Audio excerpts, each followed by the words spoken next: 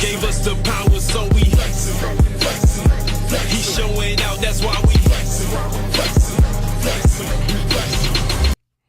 What it is, bruh. Oh, man. I gotta play the role with the glasses on, but nah, man, we in here. We are back, episode 34 of the Not the Same Podcast Sports Show, and as when Rob saw me with the glass, he said, "Man, sis, whooped you, swung on you." No, wifey didn't swing on me. She would never swing on me in Jesus' name. I pray she never would, but I guess if I got wrong, you know what I'm saying, a one word man had to get gone. You know what I mean? But. Yeah, like that. But nah, man.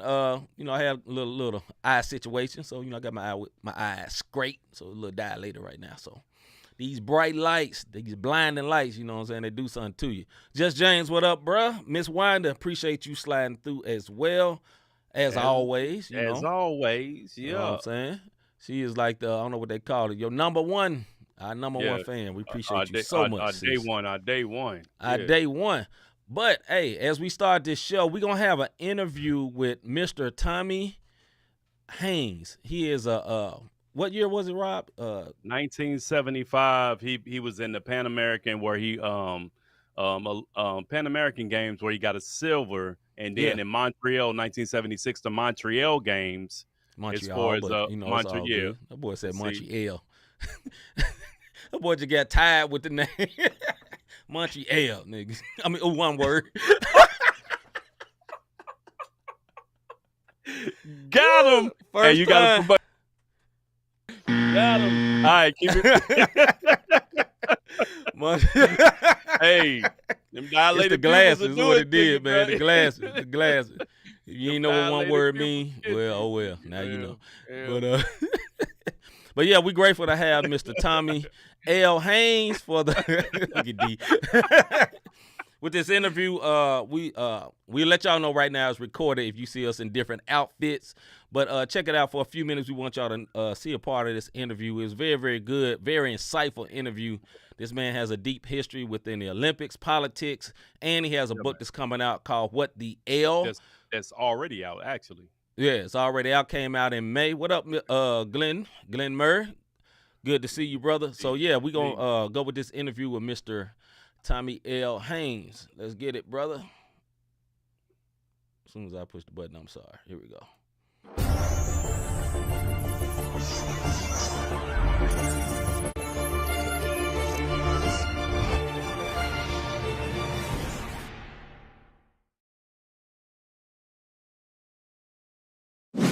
All right, hello. You are back with the Not the Same Podcast. We have a very special guest here, Mr. Tommy Haynes, triple jump Olympic runner. Man, you was leaping back in the day. Not just one jump, triple jump. Means, but y'all give a round of applause for our brother being on here, and we always give our guests one of these.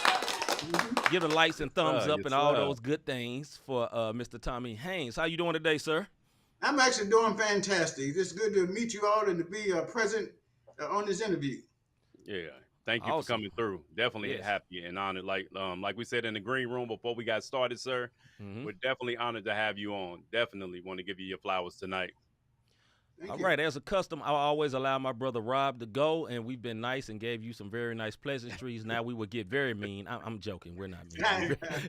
I'm kidding. No, we're not going to be mean at all. But I always allow my brother to ask the first question, so go ahead, brother. Let's go. Well, first of all, let's introduce our brother a little bit. Okay. And tell the folks what he's done. I know we talked about triple jump, but we had the honor of having our brother Tommy Haynes on. Okay. He was in, and correct me if I'm wrong, sir, but the 1975 Pan American Games, you won a silver medal. So he is an Olympian champion. I don't care how you look at it. The man hit the podiums. He was there. He was there, and paved the way back in the 70s. So we definitely want to come through, give him his flowers tonight, folks. And I know C introduced him, but before we get into the questions, just in case you're just now tuning in, we have our brother Tommy Haynes on. So, sir, the one thing I want to know, who were some of the athletes that you looked up to, and did they play a big part as far as your motivation for track and field? Well, actually, played a big role. Wilma Rudolph was my first hero because she Oh, went to wow. Tennessee State with the Yeah. Tiger Bills.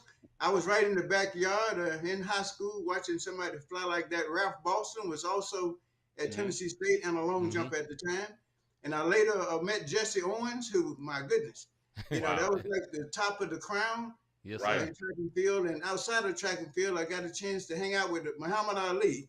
Wow. He hosted some track meets out in California. So that was a highlight of my career to meet people like that. Mhm. And That's just awesome. being interviewed by Howard Cosell, which is an old guy from way back in the day. Mhm. I heard of him.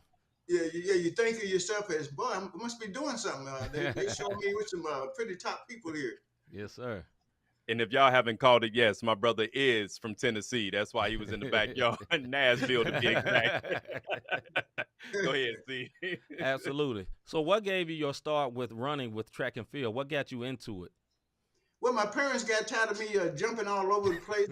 I could always jump, even though, I wasn't a tall person, but I jumped from one chair to the couch, jumping, trying to see if I can touch the ceiling. And actually, they got me involved in an AAU program for kids. Yeah. And I found out that, I was in the 9th grade, and one of the guys came over. He was a basketball coach. He said, run down there and just jump off of that board and into that sand. I just followed instructions, and I went about 18 feet. Wow. And he said, well, the record for that is in your age category is 16 feet 8 inches. I said, well, how could that be? He said, had you been on a meet, you'd be the new record holder. that kind of got me started. Yeah, that's awesome. Hey, no doubt, man. Just some of the people that interviewed you is awesome in itself also. What were some of the biggest challenges you faced during your career, though? Well, the biggest challenge was injury. I had a ACL tear, and that's bad enough to be able to run on. But when you're talking about jumping on an ACL, that kind of I didn't know if I would ever get back to the level of competing at the university level, but I was blessed, because I asked the Lord if He could just give me enough strength to keep my scholarship, but he let me know that you don't know who you're talking to. Wow. So yes, sir. that's why when I made the 1976 Olympic team in Montreal, I reflect back on that because He had taken me through Brazil at the Pan American game where I got the silver, and the very next year to the Olympics. So I was disappointed I got 5th place in the Olympics, missed the bronze by 4 inches. And Wow. I just figured that I thought I'd have another shot in 1980, but we boycotted. So it's one of those that's what got me interested at my young age and just jumping around and getting yelled at. All right. Going off of that, what was it like being from Nashville, Tennessee, and all of a sudden seeing all these other countries as a young man? Because, I've had the privilege to go outside the country, and it's awesome.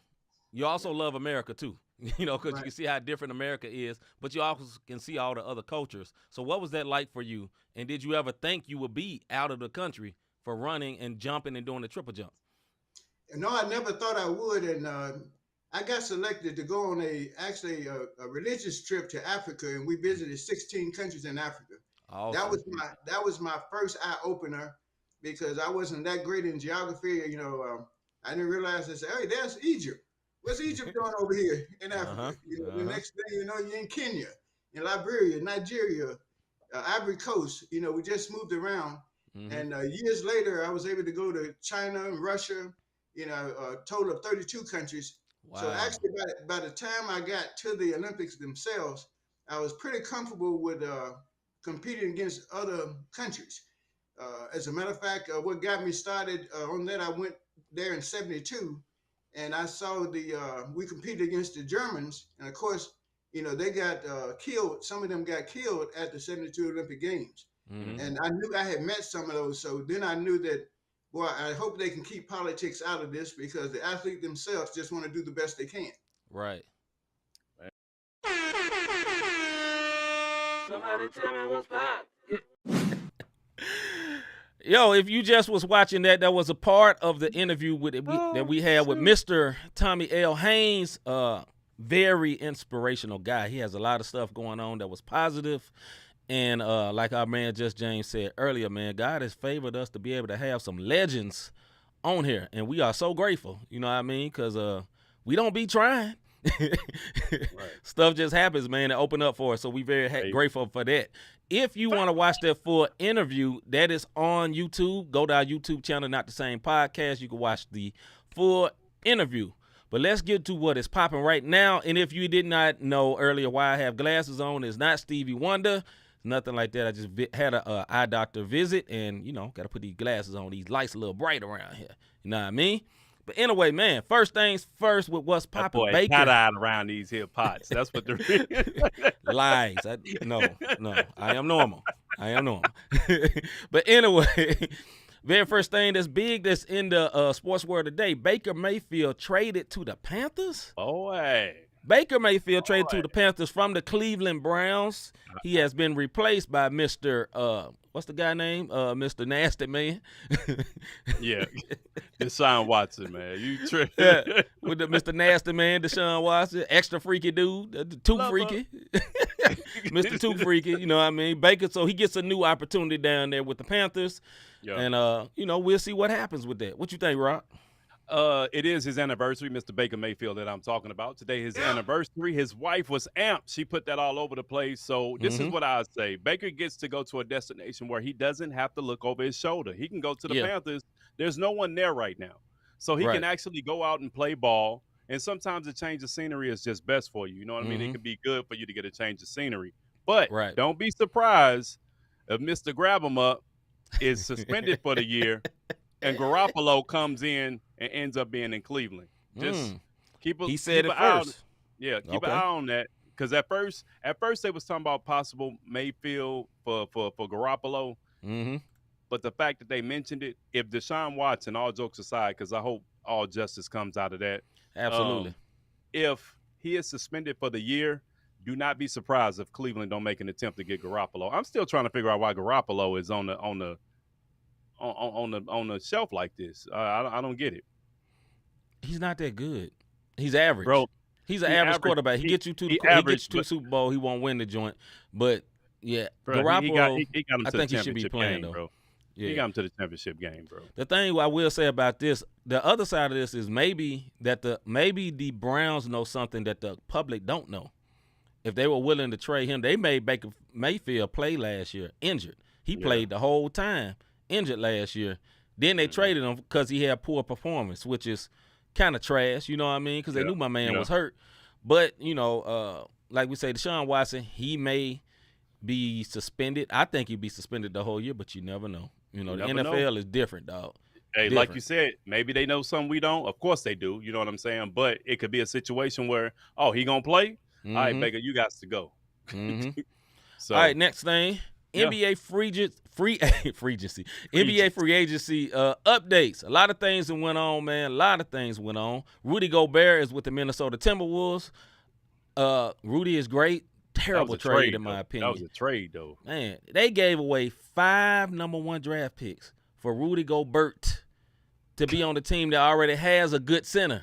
You know what I mean? Yeah, but you know what? Towns is a more versatile center. He can shoot the 3. I get all that. There you go. Listen, as someone whose team played against the Minnesota Timberwolves, they wasn't lacking in the inside. What they were lacking was a real point guard. And they traded whatever ounce of point guard they had in Beverly, and they traded my man Beasley, which is Beverly probably more of a point guard than Beasley. Beasley is more of a scorer, but still, dog, like this weird. And like my man Mr. G says, Towns' defense sucks. So Gobert, look, I think they would be better. I just think it wasn't a good trade in the sense of assets. They sent out a whole lot of assets for that one guy. But anyway, there's other trades, my man. Go ahead about that. My bad, bro. Go ahead about No, you straight, man. All if you had anything to say about Minnesota, my bad. Tim Duncan, David Robinson. That's what they're hoping for. Yeah. I have an answer for that. No. Yeah, now, I agree. Cat is nice now. I ain't gonna front. Cat is very nice. Cat is very, very nice. But with that being said, dog, nah. But Gobert is strictly defense. What is his offense? You know what I mean? And every time when they get into the playoffs, where is he sitting? On the bench. Why? Because those fast big men that's versatile, running right off the floor, and that's going to happen every time. But also, my man Just James said Kings had some good pickups. I agree. They got Malik Monk and Kevin Huerter from ATL. I really like Kevin Huerter. I think he's pretty good. Yeah, I don't know what the Hawks are doing, although Hawks got DeJounte Murray, which is a decent trade. But once again, I wonder the balance of the team, right? I guess Murray's going to be more the point guard and Trey going to be more the shooting guard, even though Trey is kind of small. Maybe that's what it is, because Murray is not as much of a scorer as Trey Young is. Well, I'm going to get my 2 cents in on actual free agency because he's talking about all trades. So let's talk about some free agency, folks. Okay.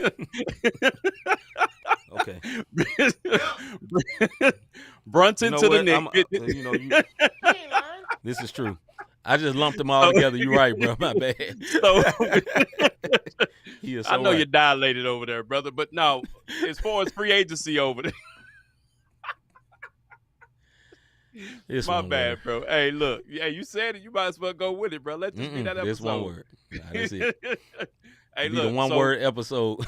Right. One day pass. One day pass.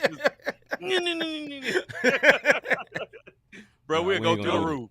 We'll go through the roof. Anyway, a million followers.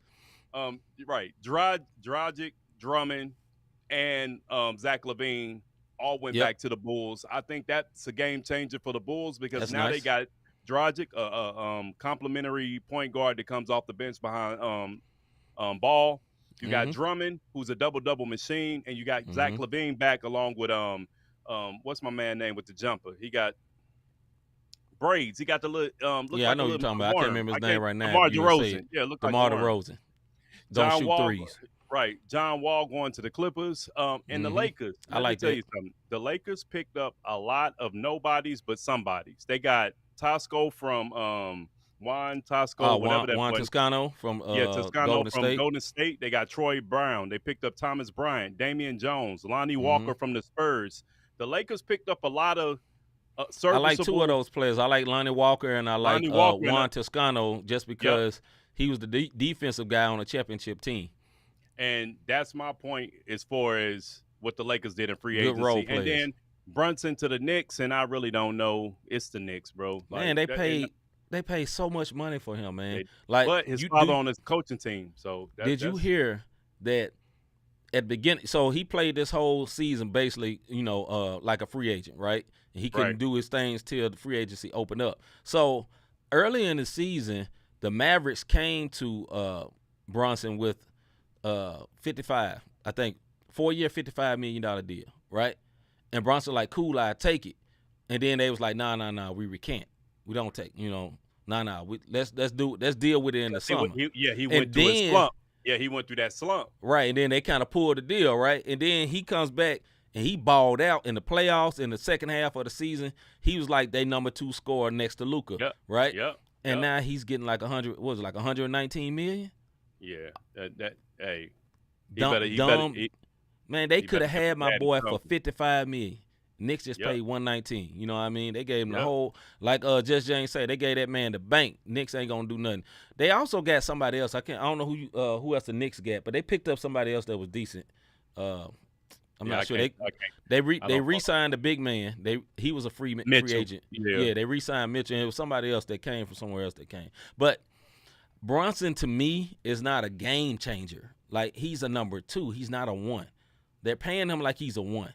You know what I'm saying? On a championship team, I think Brunson is a 3, right? And not the position. I'm just saying, like, level of importance, the number 3. You know what I mean? Because, listen, I know he's little. I mean, he's not that much taller than me or you, but he gets buckets. You know what I'm saying? He's a hooper. Other players in the league respect him. Give him all his respect. But, that's a lot to pay for my guy. It's a lot to pay, but guess what they just paid for? They paid for a true point guard, something that we've talked about. He is a true point guard, and he has basketball IQ. And on top of that boy looked just like his daddy, boy. He played for and his daddy coached the Knicks. That's all I'm going to say. It wasn't strategic at all. No. There was no strategy in hiring his daddy. Right. His daddy played in the NBA too, Rick Brunson. He was decent. Yeah, so it's going to work out for him. All right, next subject. The NBA Summer League started last night. It was the game, my Memphis Grizzlies versus the Philadelphia 76ers. Then it was Oklahoma versus, I can't can't remember who they played, but they ran them out. My man Chet Holmgren, 7'1", guard, center from Gonzaga. Gonzaga. I gotta be honest, bro. He was looked real good. nice out there, dog. Look good. He was real nice out there. My man had like 3 threes in the first half, ended with 23 points, 6 blocks, and 7 rebounds. And then when they on the walk-off interview, they was like, "You broke the record in the summer league, the most blocks in the game." He said, "Oh, for real? How many blocks I had?" They said 6. He said, "Oh, yeah, I break that." My man is nice. Then about Keegan Murray, yes, that was in the other summer league, the California summer league. Keegan Murray, which ended up on the Kings, he is very nice too, as well. And Golden State, they had, I think Golden State is in that. I didn't really watch that game, so. But let me tell you something, bro. They've had it at the Chase Center. They may even play in Orlando. Summer league don't start till you get to Vegas. I get it. It don't. That's the bright lights joint. That's the bright lights. Right. When you get to Vegas, that's summer league. The rest all of this 30 stuff, teams. Practice. This warm We talking practice. You remember the Orlando Summer League? If you gotta be a real NBA fan, know about the Orlando Summer League and that little gym. And that little bitty gym. With no fans. With no fans. Yeah. That jump like private workouts. Yeah. So we talking practice. When you get to Vegas, that's when summer league starts. But that starts this weekend. Keegan looked good. My man Lurch, you rang, he looked good. He nice. And we gonna see what happens in Vegas Summer League on what's popping. Yeah, I want to see everybody else, man. Want to see everybody else. Just let me enjoy this, Rob. Hey, listen. Nah, you got it, bro. I'm gonna be honest, man. Hey, I think y'all will be good enough to sneak into the playoffs next year. I'm gonna be honest, man. Y'all made some very good moves. I don't know if y'all got some new front office people or something, man, but they started making some very smart moves. I really hated when they traded Halliburton. I thought that was the dumbest trade ever, but they've made up for themselves with these trades. I like Malik Monk. Monk gonna look a whole lot different without being inside the LA spotlight. And I think he's a good shooter. He's very athletic, and they got some other good people, man. So, hey, shout out to the Kings. They building a team, bro. They building a team just for you, Jess James. And we're gonna get to this last subject. What up, Van? V, what's good? The one thing I'm gonna say about the Kings, like Sabonis, is the truth, bro. He the truth. Yeah. And what they did was got rid of Hallenberg because he wanted to be the spotlight guy, and now they got a team. And the last time I saw a team do this are the Grizzlies. Everybody was questioning them on how they was building a squad and getting them together and doing this. Now look at them. So the Kings could possibly do the same thing. But caveat to that, we've been saying that for years. I think the Kings just want to get in the playoffs. They have not been in the playoffs in like 20 years, 23 years. You get us right, Just James, but it's been a long time. I think it's been since the Chris Webber days. Last time they was in the playoffs, and they was real nice back then. So, hey, I really hope they get there, man, because they've had enough talent. It's always been like they had enough talent and bad coaching, or they had not enough talent and good coaching, or they had a terrible front office. They just can't get right team. 16 years. Thank you, Just James. Van, why I got glasses on, my eyes dilated, bro. But our last subject. Tie-dyed around his bed. He tie-dyed, cool. I'm not zooted, as Rob would say. I'm not. Last subject, Diana Taurasi is not on the All-Star team? ? Why, Mr. Davis? Why? I think this is the trash blasphemy of this. Yeah, this is trash because of everything Taurasi has brought to the league. Now, the thing about it, this could possibly be her last year. You know what I mean? So her not being an all-star, it says a lot. And this goes back to the WNBA just not honoring their folks. You could have gave her an honorary joint. Absolutely. Even Mike Conley got in finally this year. Yes, and he didn't deserve it that year. He didn't deserve it that year. I love Conley, but not he didn't deserve it. He in the West, and he wasn't going to never get it, but he got it from an injury spot. Taurasi should be in. Now, what I will say is for Skylar Diggins Smith, I understand why she called her coach a clown. Because her coach said because Taurasi's not in the game, that it's not a true all-star game. So basically, the Phoenix coach squatted on everybody who made the all-star team because Taurasi didn't get it. I wouldn't go that far. I think it is sad that she's not an all-star. Yeah. But because this could possibly be her last year. But to say that it's not an all-star game because she's not in it, yeah, that's trash. Like Just James says, seems like politics. She's a WNBA legend. Makes no sense. I fully agree. That makes no sense at all. And, like, the people in the league know if she's done after this year. They know if she's done, right? If she's done, she should have been there honorary because she's like one of the hallmark players, right? Taurasi, I know she ain't great with the media, and she kind of a butthole. She got a lot of Mamba mentality and the early Kobe Mamba mentality in her, because old Kobe was nice, but young Kobe was a butthole, so to speak. But with that being said, man, like, she should have been in there. Like, I watched the WNBA. I don't watch it as close. I've watched the Phoenix team, the Phoenix not the Sky, Mercury, the Mercury, Phoenix Mercury, right? I've watched them plenty of times, and she looked all right. She didn't look like she was out there killing it. There's been some other players on her team, like Skylar Diggins, been nice, you know what I'm saying, for them. But with that being said, man, she's I think an all-star. Yeah, Taurasi should be there. You know what I mean? Van said they need to be focusing on bringing Brittany to the crib. No, Joe Biden needs to. But that's for another show. That's for another. Hey, let me tell y'all something. I agree with you, Van. WNBA fans, I'm gonna tell y'all something.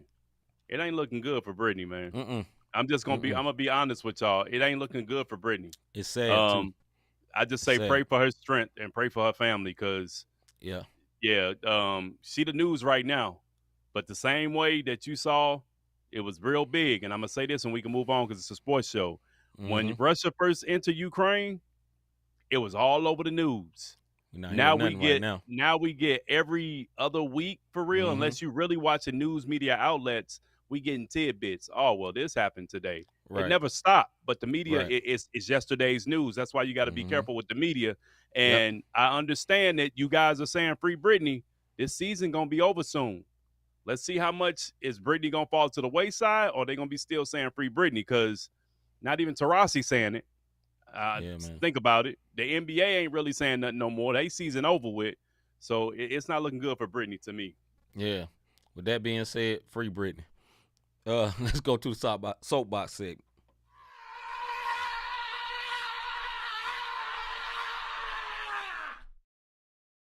Soapbox.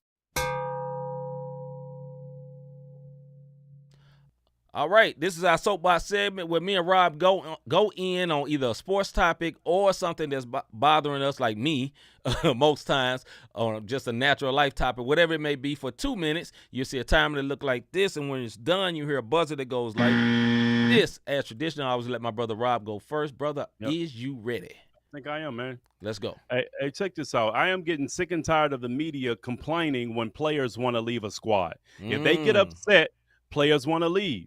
Kevin Durant sat back and did everything he was supposed to do. Now he's being, for lack of a better word, crucified in the media because he wants to trade. And it happens in the NFL. It happens in the NBA. It happens in Major League Baseball, hockey, and every sport that you can imagine, where they paint the picture of the athlete being selfish, self-centered, not being a team player. He's not honoring the contract, yada, yada, yada, yada. Let me tell everybody something. I'm looking at the camera because sometimes I look back and forth because this is a podcast, and folks listen to us outside of just a live show, so they can't see if I'm looking in the camera or not. The organization don't care. You can have a contract, and guess what they can do? Cut you. Yeah. And nobody says a word. Prime example, Baker Mayfield. He is no longer with the Cleveland Browns. When he demanded a trade, they told him no. When they decided they were done with him, guess where he's at now? He's a Carolina Panther. You know what I'm saying? He's in the Kakalakis when he was just in Cleveland last year. So my point to this is, stop looking at it from the standpoint of an athlete as being selfish because they're looking out for their best interests, because it's entertainment for us, but it's their job. And the one thing any man, woman who has a job needs to do is look out for themselves. Mental, financially, peace, like all of this stuff plays a huge part. I know they're a part of the team, but if they don't look out to protect their own bag, guess what? These organizations can care less, because when they're done with you, they toss you to the side and they go get the next player that's going to replace you, and you're a distant memory. Even if you are a legend, you can become a distant memory. And if you don't believe me, look at some of these Hall of Famers that you don't hear nothing else about. And then one day it's a where are they now? And they homeless. That's my 2 cents, man. That was good, bro. That was very, very good. I fully agree. My soapbox for today is, I know this is going to be a great oxymoron, because we are literally on social media right now. We're on YouTube, we're on Twitter, we're on Facebook live right now, if you can be watching us from any angle. But let me say this to my good people, black people, white people, Asian people, all races. You know what I'm saying? This is a multifaceted thing. Let me help y'all. get some real friends. Get some real friends. And what I mean by that, Rob is my real friend in real life, right? And if I got an issue, I got something going on, I can call my brother Rob and I can talk to him. You know what I mean? I got a wife. I got real friends. Please get you some real friends. And this is why I'm saying get you some real friends. Because people that ain't got real friends think that these social media friends are real friends. No, they just people on social media. So stop telling all your business on social media. Like you talking about, man, I had a bad day, man. I just had a gastro bypass, man. My little bag is leaking. Nobody want to know nothing about all that, fam. You know what I mean? Or you talking about, man, I got some fungus on my feet, man. It's hurting me bad. Why do I want to hear about that? I don't. Get you some real friends. Or we've seen this before with people we know. Married couples that's going through. What's up, Miss Mac? Married couples that's going through. Instead of calling some real friends, they going back and forth on social media. Fam, get you some real friends. Social media, I choose to use it as fun.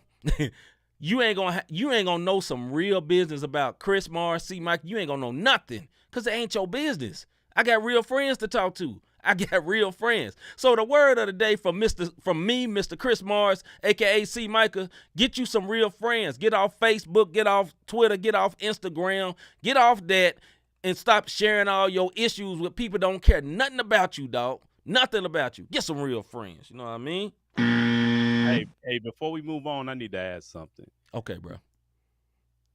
Mr. G, yeah. Tell me why not. That's all I want to. We're going to move on, but tell me why he shouldn't be allowed to demand a trade. Because let me tell you something. They can trade him at the drop of a dime. I've seen it done.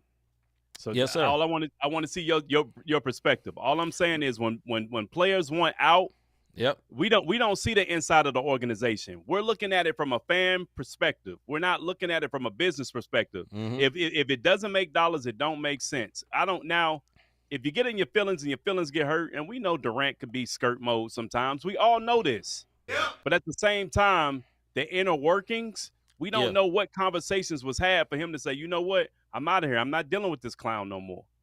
We only know what the media gave us. So tell me why he can't demand a trade. Because when the Nets are done with him, guess what they're going to do? They're going to demand a trade, and they're going to send him off unless it's a no-trade clause. Yep. And with that being said, let's get into debate fuel, which will be one of our next questions. So we'll get into this just a second.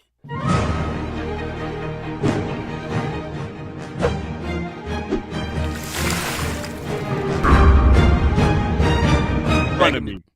Yo. So we going into our debate fuel, which me and Rob go over different subjects. We actually debate sometimes. Other times we agree. We got 5 minutes like this. And when it's over, you hear a buzzer like this. All right. The first subject tonight, it is quite apropos that Rob brought it up.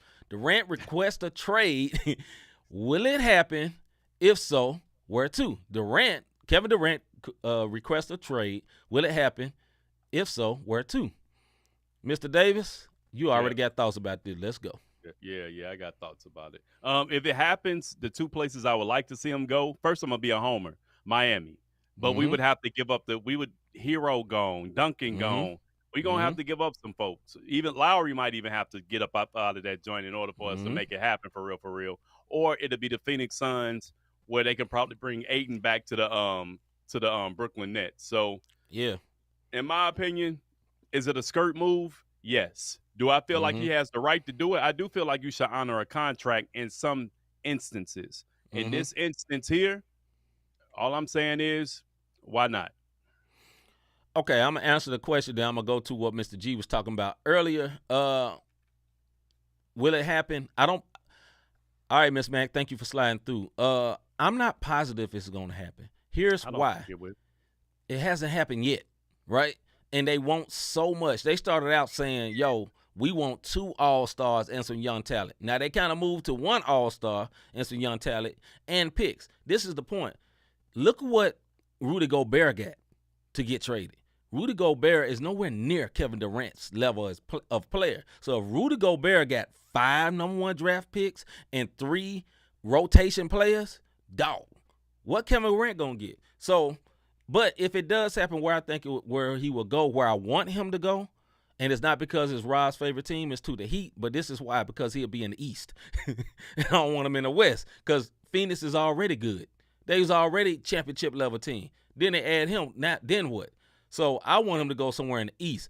Raptors, like Mr. G, hey, I take him to the Raptors. I doubt he's going there, but I take him to the Raptors. Raptors got the capital to be able to do it. They got the young players. They got the draft picks. They can actually do it. Or Miami, and I'm not sure if he's ready for Miami, though. I don't think he's built for Miami because Miami going to get – listen, Miami toughen LeBron up. Like, it gets all the skirt out of you. They do not coddle you in Miami. You got to be a man. Not a man, a man. To deal in Miami. You got to be a real tough dude. You know what I mean? And he would have to be there for 4 years, bro. It ain't like if he go – whatever squad, if they trade him, he go to, guess what? Yeah. He there. Yeah. That's it. Yeah. You know what? He there. I would have said the Bulls, D, but the Bulls looking good what they got. I wouldn't even take them. They just paid what's the name, Levine. So now to the question that Mr. G had and Rob then was talking and Rob was talking about how, you know, Rob didn't see it is bad for him to request a trade. In theory, I actually disagree. In theory, I don't see it as bad for him to in theory.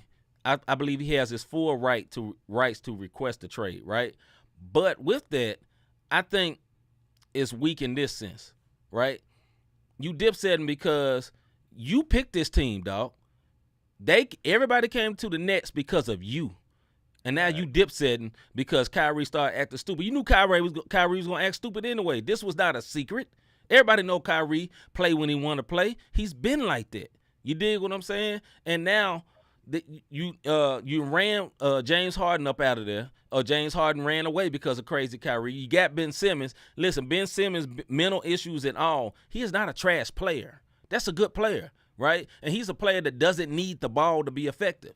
I think their team would have been quite decent if they would have stayed together. For real, man. So, in my opinion, I think it's weak that he still has, like, he just signed a contract. Like, he still got, it's not 4 like years. He's a free agent, dog. He got 4 years left on his contract. 4 years. And the reason I don't like this, although I think it is his right, and I think front offices do it all the time, and it's trash that front offices do it. This is why I don't like this, because it sets a precedence for all the other younger players, right? Because they be like, yo, if Kyrie do it, I can do it. And for me, that's a fan of a small market team, I don't want Ja Morant to play 1 year after he just signed this deal, be like, man, get me out of here. And he go to a big market. Now, I think he'll never do that. But I would hate that. Like, I feel like, man, you signed the deal.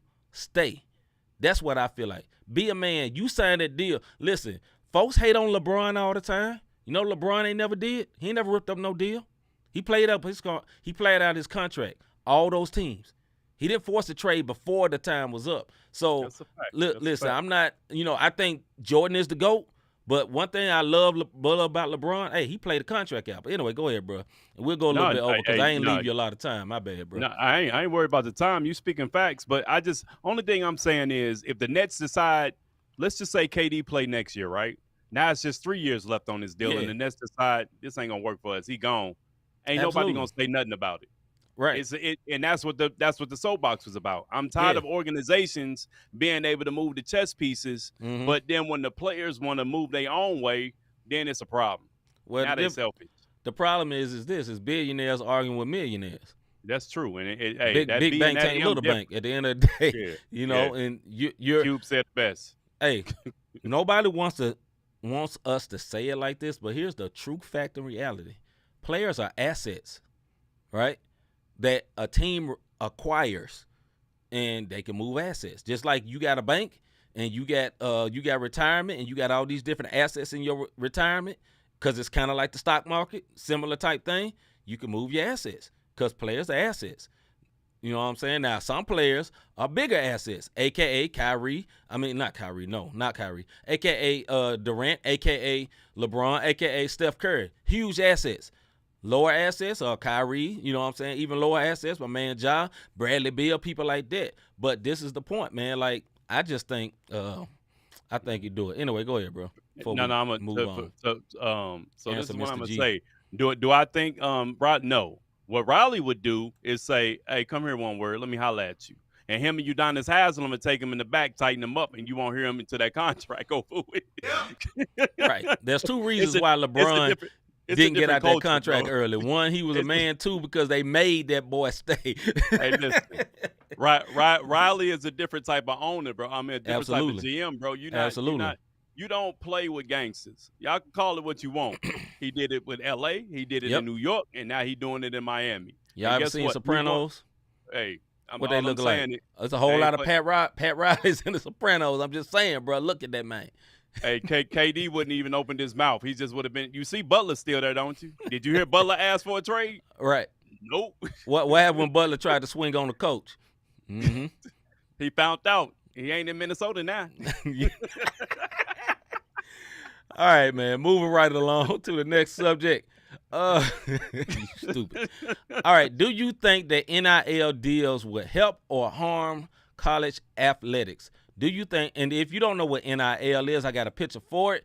Name, image, and likeness in the NCAA, which means these players are get paid for their name, image, and likeness, right? A lot of players, like if you go to colleges, you'll see a jersey with a number on it. Like when Derrick Rose plays for the Memphis Tigers, in the bookstore, the jersey for Derrick Rose sold out, but didn't have his name on it. It was number 1. He had the 1 on his jersey, but it sold out. He wasn't getting a dime for it. That's what we're talking about, name, image, and likeness. So the question is, do you think that name, image, and likeness deals will help or harm college athletics? Go ahead, bro. From an academic standpoint, I think it's going to harm. Because now, and this is what I'm talking about, some of these athletes, they go to school and they know they're not going to make it professionally. Yeah. So they're using, prime example, my son plays basketball. I'm talking about Dominic right now. He plays basketball, and he said it, that if I can play in college ball like C did, that's cool. I just want the experience, but I don't want to go pro. That's not what I want to do. This is what I want to do for my career. Yeah. Those athletes like that, with all these NIL deals and all this stuff going on, the will has to listen, college is $1 billion industry in itself. But when it comes to scholarships, will it affect it? And I think it can harm it academically as far as athletes go, as far as athletics go. I'm talking about the whole department. I think it can harm it in that way. Because as of right now, see, I'm going to let you talk, and then I'm going to tell you why I think that. Go ahead, see. My bad, bro. No, I think it definitely can harm. I think it's good in the sense of the only sports where athletes can't make money is football and basketball.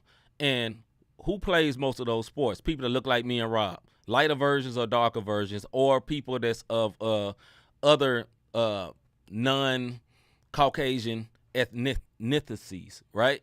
Right. Baseball, you can be signed by a big league club and still go to college. It's no problem, right? Straight out of high school. So in that sense, I think players should be paid. I think it should be done a little bit different though, because right now folks is getting like $3 and $4 million. Like my man Arch Manning, Cooper Manning's son, the Peyton and nephew to Peyton and Eli Manning. He's getting like $3 million a year to go to Texas. You know what I mean? And that's cool to a degree. I feel like it should be kind of leveled off though. I think everybody should get paid, not just the big time player, right? I think a bigger player can get a bigger pot, but I think everybody should be able to get a little something off that. And then I also believe in this sense where it can be harm, a lot of people start focusing on their deals more so than school. Because like Rob said, everybody's not going to school to make it to the pros. Now everybody goes and think they're going to make it to the pros, but they realize very quickly, okay, I'm a quarterback, but I'm not Arch Manning. You know what I'm saying? I'm a basketball player, but I ain't Ja Morant. You know what I mean? And you recognize that quickly, and you should go to school and get your education and learn you something. Yeah. But go ahead, bro. So check this out. This is why I say it hurt. So the class of 2023, there's a 5-star recruit. Right now, this man is still in high school who can make as much as $8 million. This kid not even out of high school yet, and he's in the class of 2023. Talking about Michael Williams? Class of 2023. $8 million, bro. He making money right now off of just social media, which is crazy. You know what I'm saying? So he getting his paper that way because, I mean, get your money, I get it. But at what point? Because now you know, we play this role where athletes go to school. They going to school, you know what I mean? And we know they got people paying. Some of them actually do go and they do their work, but for the most part, if you one and done, you're not worried about whether or not you failed or not. They're not looking at your GPA to see if you're gonna get on that quarter field. That they didn't come to watch you do a chemistry exam. They came to watch you do what you do.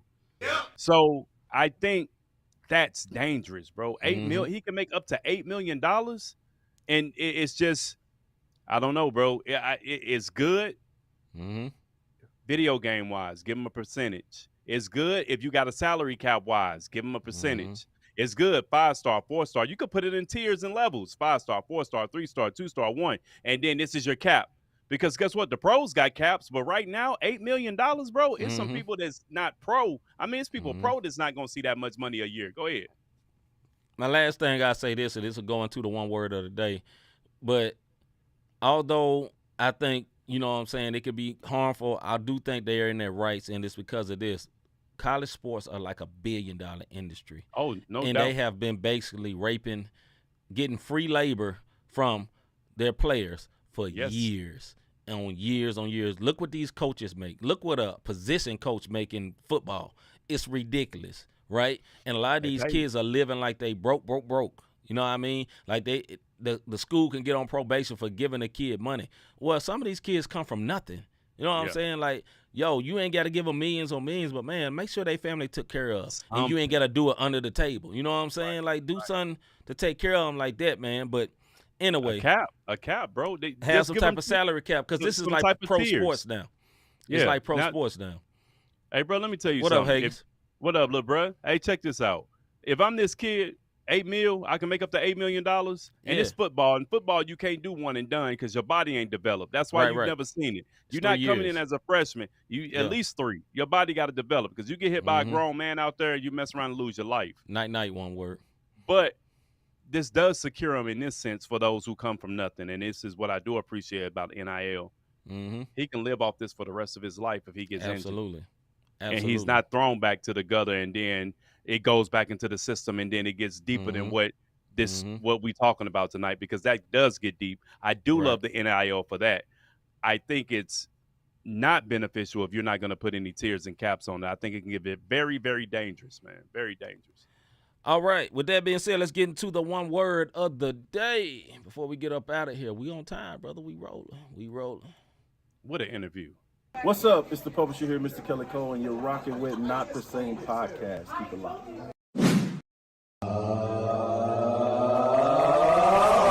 This one word. No. Of the day. Yes, so the one word of the day is the college football and basketball conferences. Now, what do I mean by this? That in football and basketball, it don't really matter, because everybody in basketball can make it to the March Madness. And we didn't mention that. And why has he got a 90 on 2K? He ain't that. He played one summer league game. Like, he was nice. What Hagen is talking about is Chet Holmgren. I ain't seen him yet. Yeah, he say 90 on there. Nah, dog. He need to be like 70 something. He got to work his way up. He ain't played against NBA talent yet, for real. Anyway, back to the subject at hand. We're talking about the college football conferences and the one word of the day. Why am I saying they are the one word of the day? In college basketball, there's March Madness, and any team can make it to March Madness depending on their record, right? Yep. Depending on their ranking. They can get there. But when it comes to football, there is what you call, let me put this up here, the Power 5. The Power 5 is the SEC, the Big 12, the Big 10, the ACC, and the Pac-12. Those teams there are the ones that always are in the playoffs. This year was the very first time that a non-Power 5 team got into the top 4 of the playoffs, right? Very first time, probably be the last time. Here's why I'm saying these people are the one word of the day. What's happening right now, the Big 10 and the SEC are gobbling up the Big 12. They're gobbling up the Pac-12 and the ACC. If you didn't know, UCLA and USC have left the Pac-12 are going to the Big Ten. The Big Ten are the same schools that are around here, the Midwest, St. Louis. So you got like Wisconsin and Ohio State, teams like that. But now we're going to have USC and UCLA flying all the way out here for regular season games. It is crazy. And you know why they are doing it? More money. So that's why I said that one word a day ties into what we were talking about with these players being paid. They are leaving out all type of rivalries and everything. Like there's regional rivalries. For example, Tennessee and Florida in the SEC is a big rival. Alabama and Auburn is a big rival. What if Auburn decided we're tired of this mess and we're going to the Big Ten? Now they playing all these Big Ten teams, but all the schools within the 300-mile radius, they're not playing. That is the dumb tomfoolery that's happening right now, and it's all because of money. Just like Texas and Oklahoma left the Big 12, and no, it can't be blocked, Mr. G. It can't be blocked. But like Texas and Oklahoma left the Big 12, crumbling that conference basically, and they had to snatch 4 teams from the conference my team is in, and now that little conference, the Big 12, is going to end up just crashing because they lost Texas and Oklahoma. And who else they going to get? All the brand name teams are lumping together. This is what's going to end up happening. It's going to be 2 20-team conferences. And you know what it's going to be just like? The AFC and the NFC. NFC, yep. It's going to be like the NFL. And all the other college teams going to be like left out in the darkness. They'll get together and have some type of conference. But you know what they're going to say? If the NCAA be like, nah, y'all need to all play each other. You need to play all these other teams. They be like, nah, you know what? We're going to have our own championship. And how they going to stop them? All the big teams are going to be together. Right? So if Ohio State and Michigan and all these teams are together and they're not a part of the NCAA, what we going to watch as consumers? We're going to watch these big conferences because we're used to these rivals. And I just think it is killing the sanctity of college sports, man. Like, if you ever been to Ohio State or Michigan, like, that's bigger than, like, most Super Bowls. Like, it's ridiculous. You know what I mean? Or a regular season game, bro. If you've been to Auburn and Alabama, it's ridiculous. You know, these teams, Florida, Tennessee, it's ridiculous. Texas versus Oklahoma, ridiculous. It's called a Red River shootout or whatever. It's ridiculous, like, because it's rivalries. It's been going on for years and years and years. And like my man Mr. G said, the bottom teams get nothing. Like, it was already goofy anyway because anybody who wasn't part of that top 5 was barely getting in. Cincinnati broke the mold this year. Salute to them. But that's not going to happen no more. That's not going to happen no more. Cincinnati left my conference and went to the Big 12 and messed around. The Big 12 ain't going to be nothing. So you just left for nothing. It's crazy, man. And you know who's pushing all this behind the conferences? ESPN and Fox. You know what I mean? ESPN and Fox is the ones that's doing this. Because be like, hey, you know what? Y'all should go over here, and we'll give you more money for your television deal to go over here. Yeah. But it messes up all the rivalries and everything, all the history in the college sports, man. So it sucks, man, for real. Hey, to answer D's question, here's the reason why. Like, so in basketball, we read the question for the audio people, bro. Okay, my bad. Some of these big schools need to watch out for the SBCU colleges. You see what Deion Sanders did when he got the one player, which was one of the top recruits in the country, and they were trying to, you know, and all that stuff that Saban they was and mad. all that. Saban started talking slick. So this is what I will say. In basketball, they actually do this. You get a powerhouse team in the preseason or whatever who will play a nobody team, and that nobody team half the time win. In football, they don't take the chance because these big schools know if we lose this game, when we come out in these rankings, we will never get back to the top if we don't. So they don't take the chance to get those big schools. And that's the reason why I don't think no Power 5 will even attempt to try to play Deion Sanders' school. You know what I'm saying? Like, they won't even attempt it because if they win, even if they're close, it's going to be problems. It'll mess it all up. So I just think what sucks, man, is the colleges are being greedy. And I understand money is important, right? They're already making big money hand over fist. You know what I mean? And they fought like Hades to not pay the players. They finally got the rules for the NIL to be able to pay the players. And now they're just going to, let's just all combine. We kick the NCAA out, and we just going to have our own thing. That's what's happening. Like I said earlier, it's going to be like the NFC in the AFC. That's what exactly was going to be in college football. And believe go it or ahead, not, bro. It might even be better on that note, though, bro. If you It really might think be about dope. it, if you split it that way and then have a real playoff on both sides like you do in the NFL, because me and you've been talking about this, we need to stop with this old 5-game playoff bull that they do in the NCAA. I didn't have plenty of soapboxes. Split it down the middle. Look at the country, split them in half, put them in 2 different conferences, let a playoff happen, and then play for a real national championship. But they won't do it because the Alabamas and the Ohio States and all these other teams, it's just given to them. They might not make it every year. But one of the main problems is that that's good. It's going to be entertaining to watch, man. But what happens to these schools that's not HBCU, but just not all the way Power 5? Cincinnati, right? Cincinnati got all this praise for being a team outside of the Power 5 to do that. So what happens to them? You know, what if one of these big conferences don't gobble them up? Now, I think they probably will get gobbled up, but I'm just saying as example, or the team I root for, the Memphis Tigers, we had some good seasons, right? What's it going to mean? You're going to be out. It's going to be cold outside for a whole lot of teams, though. You know what I'm saying? A whole lot of schools, and it's just crazy, man. It's like it's history and a bunch of rich dudes coming together to get more money, man, and I just think it sucks. It sucks for the non-Power 5s or what it would be, the non-Power 2, you know. Right. It's crazy, man.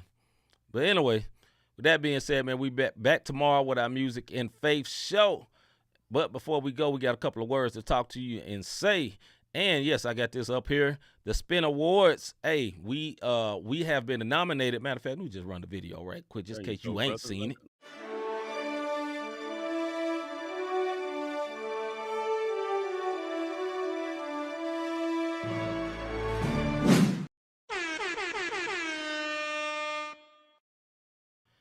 If you have not known, we have been nominated for the 2022 Spin Awards, nominated for Podcast of the Year, the Not the Same Podcast show, as well as some of our MTMV camaraderie.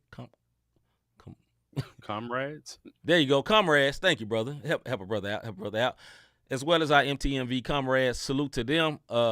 And we're just happy about that, man. But we need your help. We need you to vote. You see this website that's on the screen right there. You can go to www.spinawards.com/vote, and you can vote up to 1 time per day.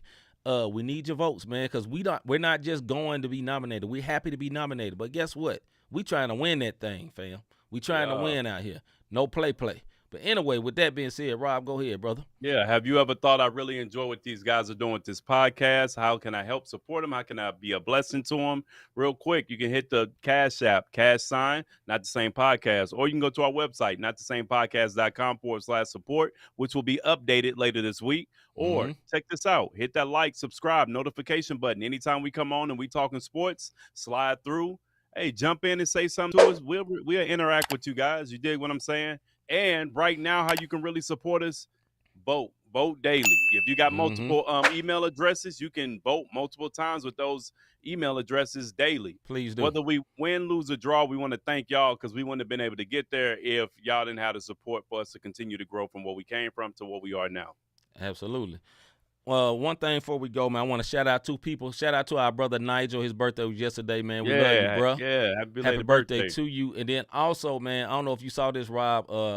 Our brother Noah called there. He used to watch our show. He used to be commenting a lot back in the day. He left us a message saying that, you know, that how much our show has been a blessing to him. So a shout out to our brother Noah. You know what I'm saying? He also dropped us a little generosity. I appreciate that, brother.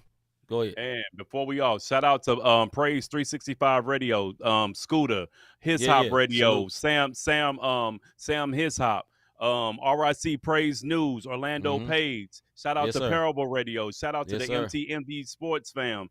And everybody who replays, rebroadcasts, and supports Not the Same Podcast. We truly appreciate you, man. With that being said, man, I'm C. Micah. I'm Robert Dean. We out. We'll see y'all tomorrow.